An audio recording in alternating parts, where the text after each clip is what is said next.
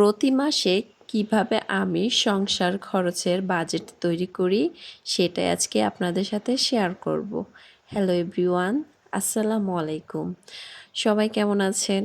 আশা করি আপনারা সবাই অনেক ভালো আছেন।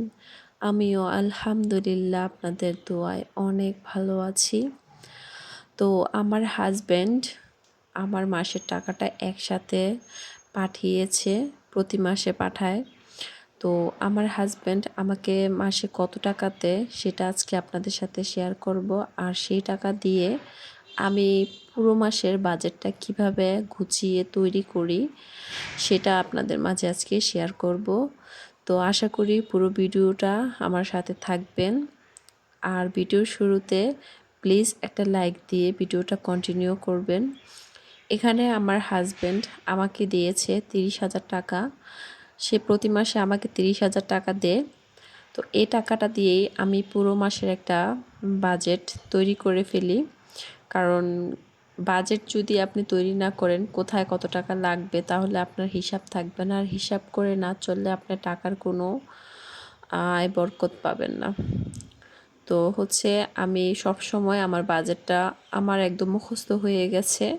তো আজকে আপনাদের সাথে শেয়ার করব বিদায় আমি এখানে লিখে নিয়েছি। তো এখানে আমার বাসা ভাড়া 6,500 টাকা। যেহেতু ভাড়া বাড়িতে থাকি তো বাসা ভাড়া আমার দিতে হয়। গ্যাস বিল 1,500 টাকা। তারপরে কারেন্ট বিল 1,000 টাকা, অনেক সময় 900 টাকা আসে, 800 টাকা আসে, অনেক সময় 1200 টাকা আসে। তো চালানোর উপরে নির্ভর। ওয়াইফের বিল 500 টাকা। তারপরে ময়লার বিল 120 টাকা। পানির বিল 200 টাকা। তারপর আমার মেয়ের প্রাইভেট বেতন 5,000 টাকা 3 জায়গায়। আর আমার ছেলের প্রাইভেট বিল 3 জায়গায় 4,500 টাকা, আরবি আর বাসার টিচার আর কোচিনে। তো মোট আমার 19,320 টাকা। আর আমার 30,000 টাকা থেকে যদি 19,000 টাকা চলে যায় তাহলে থাকে কত, 11,000 টাকা। এই 11,000 টাকা দিয়ে আমি পুরো মাসের বাজার খরচ চালাই। তো আমি কিভাবে পুরো এক মাস তিনজন সদস্যের সংসার এক মাস 11,000 টাকা দিয়ে বাজার চালাই সেটাই আপনাদের সাথে শেয়ার করব। যেহেতু আমার বাজেট একদম বড় অ্যামাউন্ট একটা চলে যায়, বাসা ভাড়া, গ্যাস, কারেন্ট, দেন প্রাইভেট খরচ সব কিছু মিলিয়ে। তো আমি আমার খরচে কিন্তু আমি 11,000 টাকায় ধরি। তো এটা থেকে আমি প্রথমে ভাগ করি, 3,000 টাকা রাখি আমি মাছ আর মুরগির জন্য। তো থাকে কত, 8,000 টাকা। 8,000 টাকার মধ্যে শুকনো বাজার আমার কোনো মাসে 2-3 হাজার টাকার লাগে, কোনো মাসে আর বেশি লাগে, কোনো মাসে কম লাগে, আমার ব্যবহারের উপরে। থাকে কত, 5,000 টাকা। ওই 5,000 টাকা দিয়ে শাক সবজি, ফলমূল, তারপরে গিয়ে মোবাইলে রিচার্জ করা, তারপরে টুকটাক কসমেটিক্স যেহেতু আমার হাজব্যান্ড সৌদি আরব থাকে, তার সময় যেই কসমেটিক্স আনে ওইটা আমার 1-2 বছর চলে যায়, তারপরে ঘুরে সে আবার আসে, সেই জন্য আমার তেমন কসমেটিক্স কিনতে হয় না। এদিক দিয়ে আমার একটু সেভ হয়। আর বাচ্চাদেরকে তো দুধ, ডিম, তারপরে ফল ফ্রুট এগুলো তো এক্সট্রা কিছু টাকা খরচ হয়। তারপরে আমার ছেলে মেয়ে টিফিন খরচ দিতে হয়। তো আমার কথা আমি মানে বুঝে শুনে যেখানে প্রয়োজন সেখানে টাকা খরচ করি, যেখানে প্রয়োজন না সেখানে আমি করি না। এক্সট্রা খরচ খুব কম করার চেষ্টা করি। এই যে দেখেন, আজকে যেহেতু টাকা পাঠাইছে আমার হাজব্যান্ড, এক্সট্রা কিছু টাকা ছিল, তো সেই টাকা দিয়ে আমি মানে আমার হিসাবের টাকা থেকে এক্সট্রা বাড়তি 200-300 বা 200-500 টাকা যেটাই আসে, আমি মাসের শুরুতে সবসময় চেষ্টা করি আমার ছেলে মেয়ের পছন্দের জিনিসটা খাওয়ানোর জন্য। তো আমি টাকা উঠিয়ে এসে আমার ছেলেকে জিজ্ঞেস করলাম যে, আব্বু তুমি কি খাবা বলো? তো সে বলছে যে, আম্মু আমি পোড়া মুরগি খাবো। হচ্ছে ওর জন্য পোড়া মুরগি নিয়ে এসেছি। আর আমি যেহেতু ডায়েটে আছি আমার জন্য নরমাল মানে খাবার বলতে আমার তো মূলত ডায়েটের যে টুকিটাকি বাদাম-টাদাম বা টক দই, ফ্রুটস, কলা, চিয়া সিড বা হচ্ছে টক দই এগুলো আমার জন্য নিয়ে এসেছি। আর হচ্ছে আমার ছেলে মানে পোড়া মুরগি যেহেতু বলছে তো ওর জন্য পোড়া মুরগিই আনলাম। আর আমার মেয়ের জন্য স্পেশাল একটা জিনিস আনবো। আমার মেয়েকে আমি জিজ্ঞাসা করেছি যে আম্মু তুমি কি খেতে বলো, খাবা বলো। তো ও বলছে যে আম্মু আমি পোড়া মুরগি খাবো না। আমার মেয়ের না এই দোকানের পোড়া মুরগিটা একদম পছন্দ না। ও আগে থেকেই তেমন বেশি খেতে পছন্দ করে না। কিন্তু আমার ছেলে কিন্তু পোড়া মুরগিটা পেয়ে অনেক অনেক খুশি হয়েছে। ওর সবচেয়ে ফেভারিট হচ্ছে পোড়া মুরগি। আপনারা আমার এর আগের ভিডিওতে দেখেছেন যে রেস্টুরেন্টে গিয়ে আমরা হচ্ছে কফি খাচ্ছি, আরও হচ্ছে পোড়া মুরগি খাচ্ছে। তারপরে মেয়েকে জিজ্ঞাসা করলাম যে আম্মু তুমি কি খাবা বলো। তো বলছে যে আম্মু আমি কোরিয়ান রামেন নুডলসটা খাবো। তো মেয়ে যেহেতু এটার কথা বলছে তো আমি চলে আসলাম দোকানে আমার মেয়ের জন্য কোরিয়ান রামেন, যেটা বাংলাদেশি রামেনটা একটু প্রাইস কম কিন্তু কোরিয়ান রামেনটা একটু প্রাইসটা বেশি। আর হচ্ছে আজকে কোরিয়ান রামেনটা রান্না করে এটা রিভিউ দিব আসলে এটার টেস্টটা কীরকম। আমার ফার্স্ট টাইম খাওয়া। তো হচ্ছে বাসার দিকে আসছি, এমনিতেই দেখতেছি কি সুন্দর একটা চাঁদ উঠেছে। তো বাসায় এসে মানে নুডলসটা রান্না করতে যাবে এমন সময় গ্যাস চলে গেছে। যেহেতু আমি সিলিন্ডার ইউজ করি আমার বাসায় লাইনের গ্যাস নাই। পরে রাতের বেলা আর নুডলসটা রান্না করে খেতে পারলো না।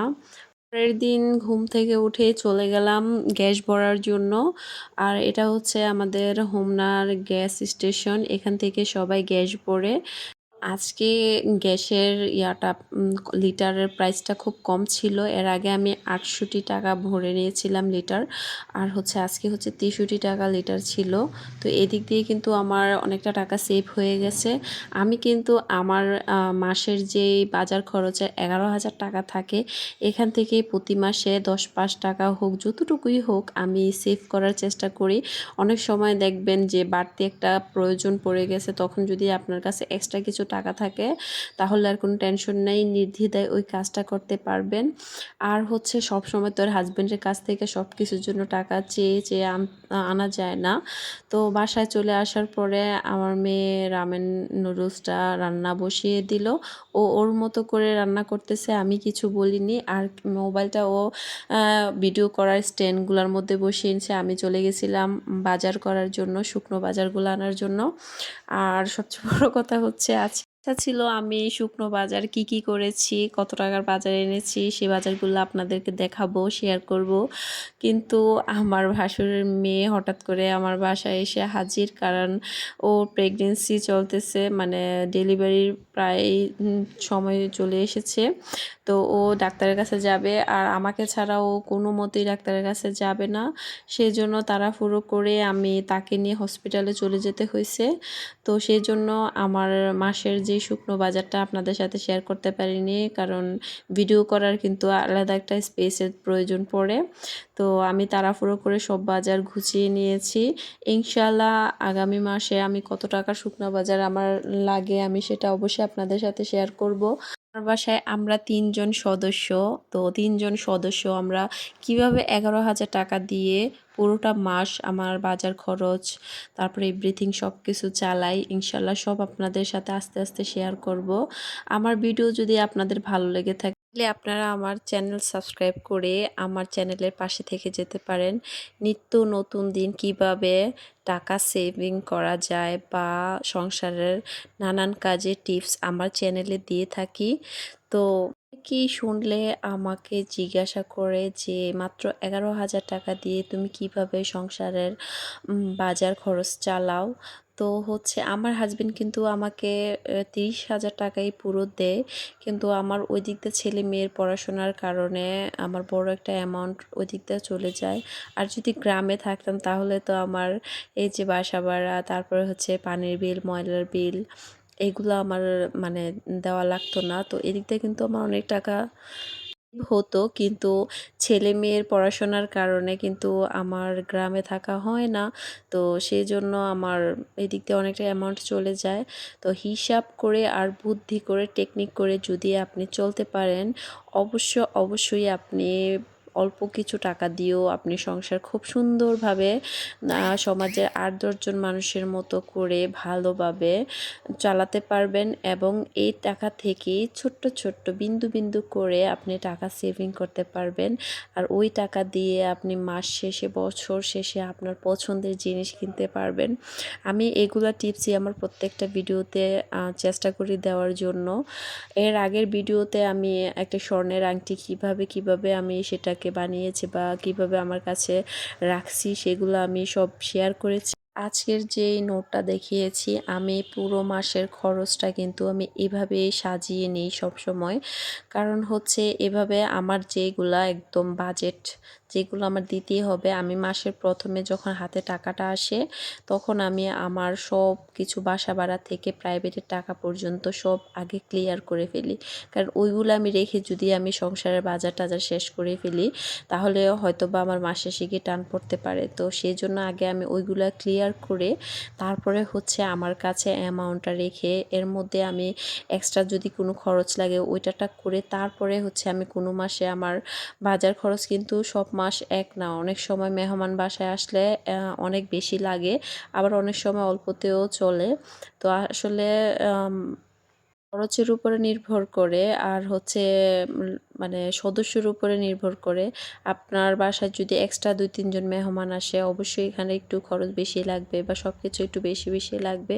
তো হচ্ছে আমি আলহামদুলিল্লাহ এই টাকাটা দিয়েই আমি আমার সংসার খুব সুন্দর করে চালাতে পারি। আমার ছেলে-মেয়ের ছোট্ট ইচ্ছেগুলো আমি পূরণ করতে পারি। যেমন মাসে ১-২ বার রেস্টুরেন্টে নিয়ে যাওয়া, তারপরে হচ্ছে ওদের পছন্দ অনুযায়ী খাবার এনে দেওয়া, তারপর হচ্ছে টুকটাক মৌসুমি যে ফ্রুটগুলো আছে ওইগুলো ওদেরকে খাওয়ানো।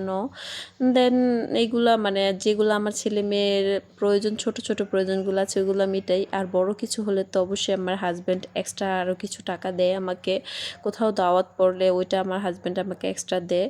কারণ ওইটা তো আর আমার এই ১১,০০০ টাকা থেকে দেওয়া সম্ভব না। তো যাই হোক, দেখেন আমার মেয়ে রামেন নুডলসটা কি সুন্দর করে বানিয়েছে। আর হচ্ছে যে দেখেন ডেকোরেশন করেছে, তো দেখতে খুবই সুন্দর লাগতেছিল। আর খেতে কি বলবো রে, এমন ঝাল ছিল! আমি একটু খেয়েছি, আমার ঠোঁটগুলো একদম জ্বলে, মানে ঠোঁটের উপর দিয়ে যেরকম জ্বলা শুরু করছে, পেট ব্যথা করা শুরু করছে। আপনারা কেউ কখনো কোরিয়ান রামেন নুডলসটা এনে খাবেন না, ডিরেক্ট আপনাদের পেট ব্যথা শুরু হয়ে যাবে। আমি এত ঝাল পাগল মানুষ, আমারই পেট ব্যথা হয়ে গেছে।